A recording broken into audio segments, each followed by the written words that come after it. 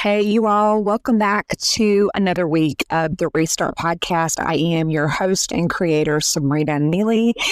And today I want to shift the topic from so serious to a little bit about something that you all may not know about, and you wouldn't know unless you have been in the world of fitness competitions or you have been around someone who has been in that world.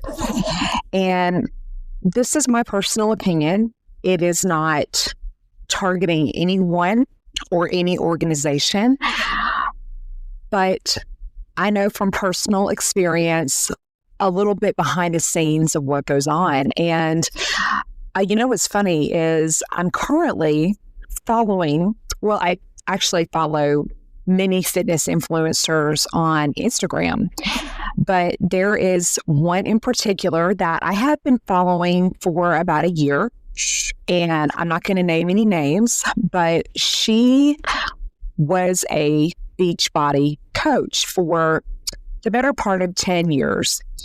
And if you didn't know, a little tongue-in-cheek here, Beachbody has now gotten rid of their coaching platform. So they no longer have coaches or partners through their organization. They only have affiliates now. So a lot of the women who were million-dollar coaches and made that their business for a very long time have left the company and have branched out on their own. They're doing a lot of other businesses. Some have stopped network marketing altogether. Some are starting their own thing, their own businesses or online companies and so forth.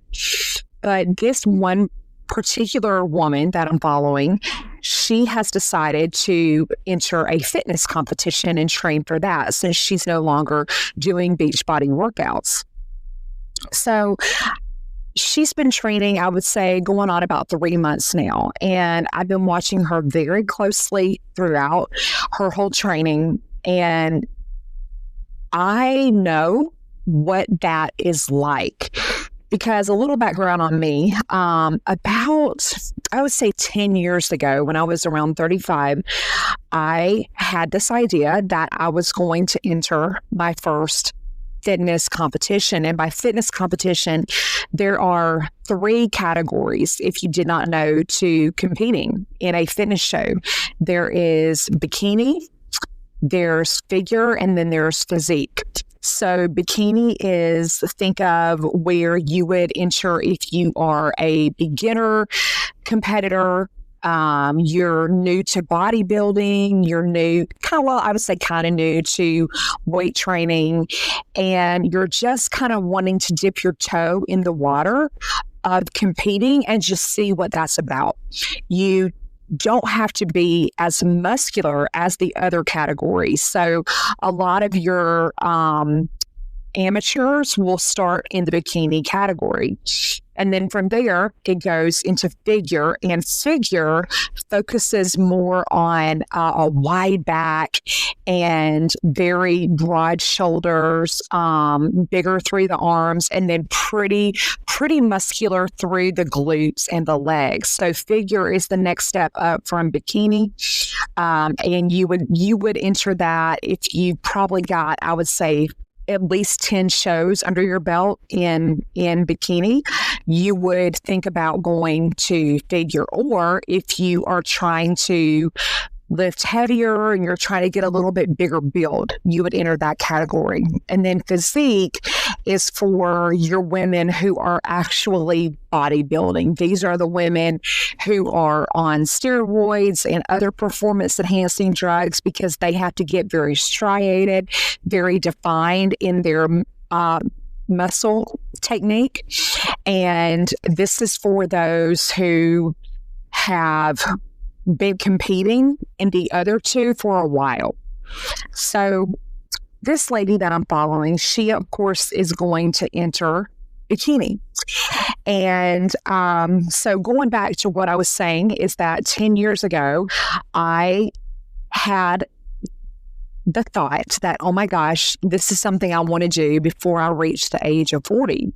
So I began working with a coach here in my hometown. And at the time, it was very messy. That coach, now this girl is incredibly fit.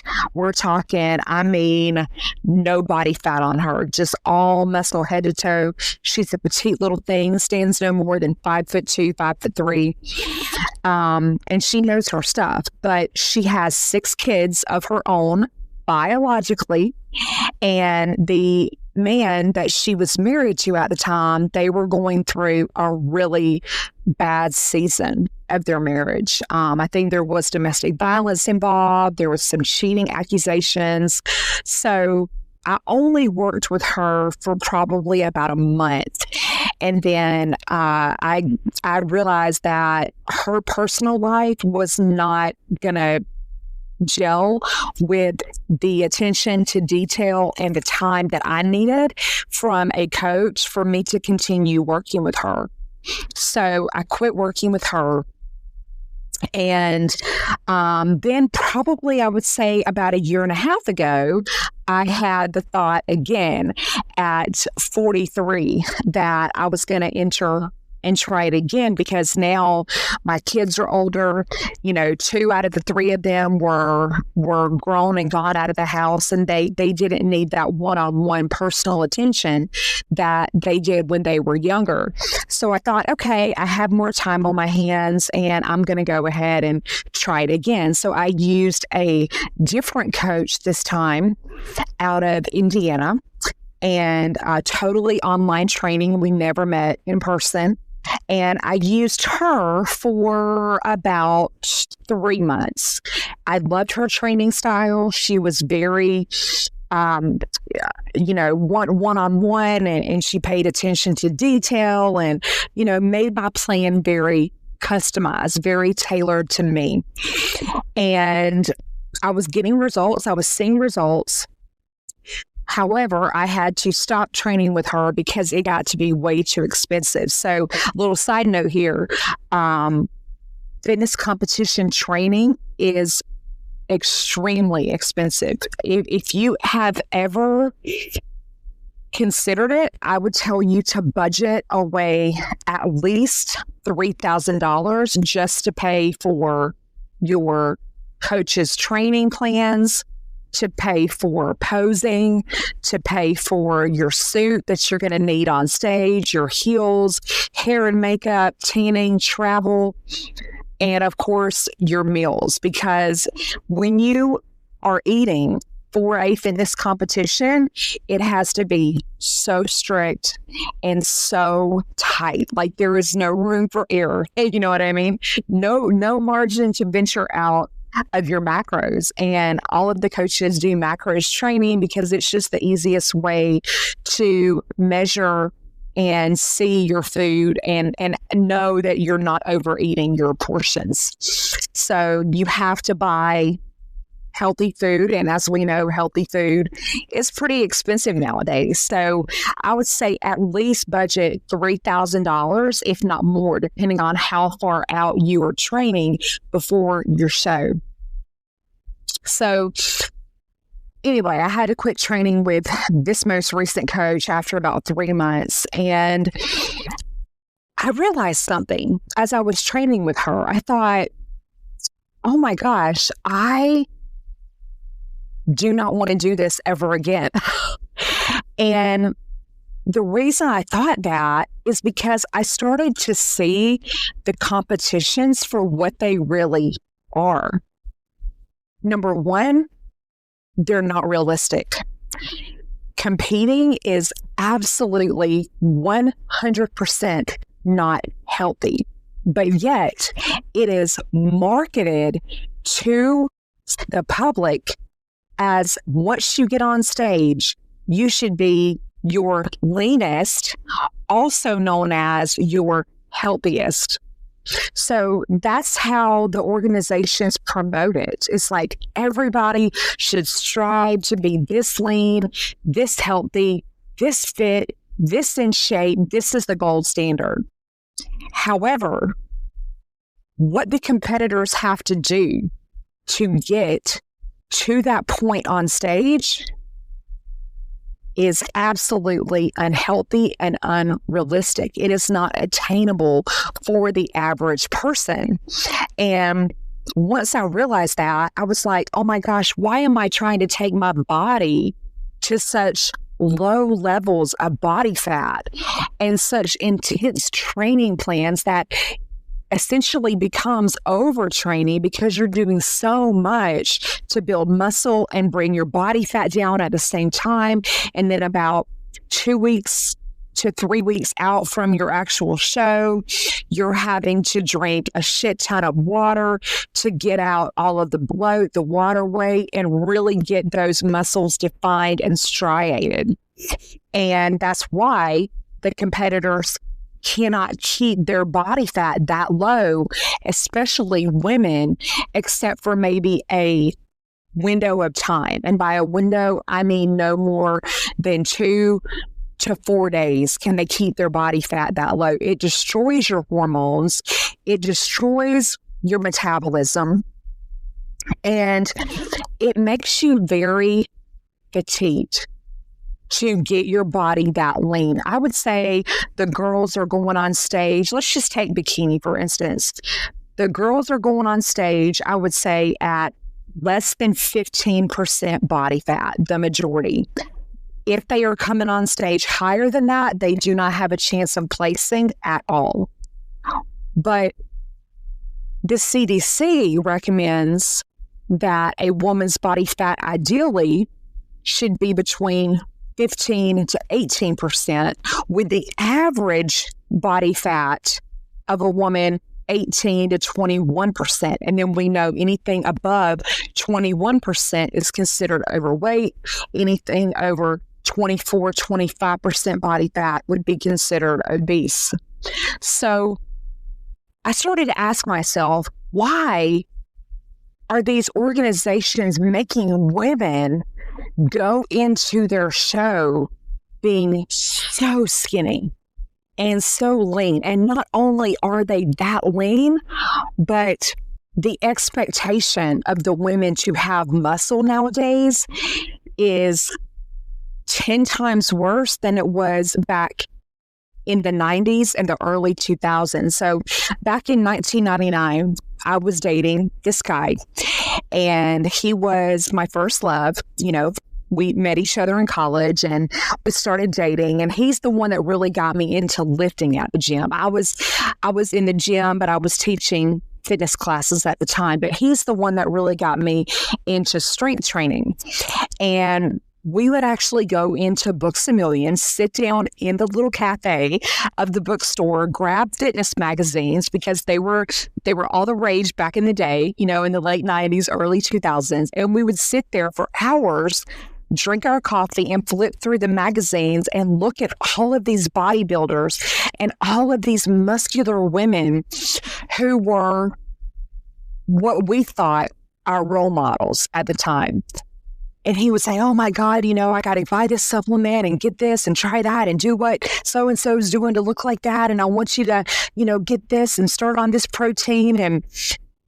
But back then, the women looked a lot more toned, not as muscular. You know, they still looked like women. They didn't have the definition and the leanness and the striations, but you could tell that they worked out. You could tell that they were in the gym consistently and their nutrition was on point. However, now, if you look at the women, they all really do look like they are on performance-enhancing drugs. Even in the bikini category, their jaws are very defined and very square. And that is a symptom of using steroids. Because as we know, women can build muscle, but we cannot build muscle to the depth and the size and the definition that a man can. But if you look at the women on stage now, they are so cut that I really believe that if a woman goes into a show natural, I don't think she has a chance of placing in this day and time, unless she is on probably a fat burner, maybe even a GLP-1, some kind of injectable testosterone. And all of the companies say that they test the girls, but they don't do every test. They test their urine, but they're not testing for everything. So there are some drugs that they can get away with that would never be caught in a piss test. So going back to my story is, after I quit training with my most recent coach, I had an epiphany, and I was like, I don't ever want to look like that or try to attain that ever again. And the bigger issue with women is that when you get your body fat that low, when you try to be so lean, it wrecks your endocrine system, which is your hormones. And if you don't know, women are walking hormones. Estrogen and progesterone run our lives. That's just how it is.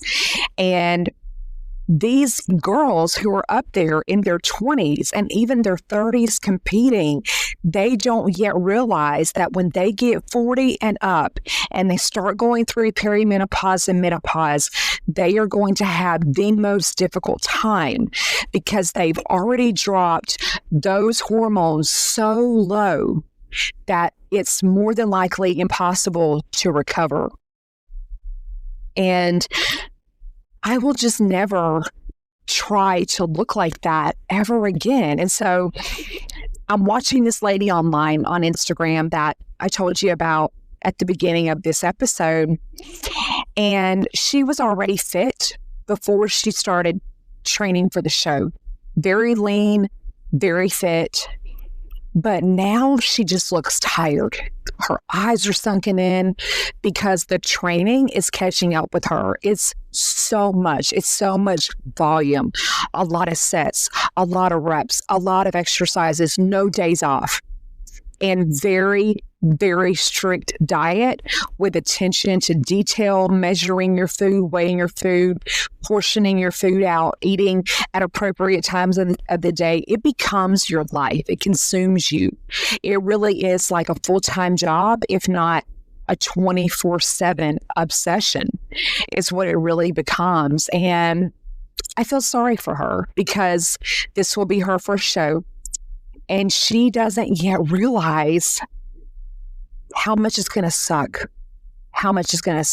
Yeah, you get on stage in your itty bitty teeny weeny bikini and you pose, but you guys, you're only up there for 1 minute and 30 seconds. That's all the time you get. So after doing all those months of training, all those months of dieting, all those months of extreme obsessive training and eating to drop weight quickly and look like a certain shape on stage, you're only up there for a minute, posing, showing your muscles, and walking off. I mean, is it really worth it? Is it really worth it? For what? So you have validation that you're actually fit, that you're good enough, that you can hang with the rest of them, that you're a dedicated gym rat too.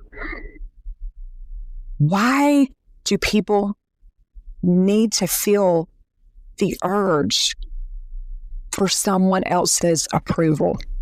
Why does it matter so much to these women? Does it fill a void of insecurity? Does it make them feel accepted, loved, seen, desired? What exactly is it? And I think those are the bigger questions. It's not just about, well, let me go compete and do a show. There's a lot more underlying root issues, because a woman who is healthy is not going to want to try to look like that and attain that look. because a woman who is healthy is going to know ahead of time that that is not what health represents. Being healthy is being confident in yourself, secure with yourself. Yes, you might have weight to lose. Yes, it's okay to want to change and look better. It's okay to want more muscle, but you're not going to the extremes of trying to get your body into a certain zone that it doesn't want to go into anyway. You're forcing your body weight down.